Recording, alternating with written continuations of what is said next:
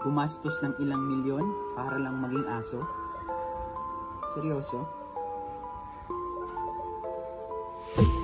Hindi ko po alam kung totoo to, yung video na to. Pero nung napanood ko to, sobrang sakit sa kalooban ko na makita ko na may mga tao talaga na hindi sila makontento sa binigay sa kanila ng Panginoon. Alam niyo po mga kapatid, grabe kasinungaling ni Satan. Kaya napaka-importante talaga mga kapatid na maging aware tayo sa katotohanan.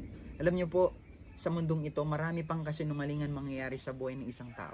Kaya ingatan po natin yung pag-iisip natin, punuin natin ng katotohanan, which is ng salita ng Diyos. Dahil marami pang mga bagay na panilin lang sa Satan, hindi lang sa mga katulad nito, kundi maging sa personal nating buhay, na dapat mas maintindihan natin ano ba talaga yung katotohanan sa buhay ng isang tao. Grabe. So, maging kontento tayo sa kung ano yung binigay sa atin ng Panginoon. Dahil sapat yan, maging masaya tayo dyan at kilalanin natin ang Panginoon sa buhay natin ng lubusan.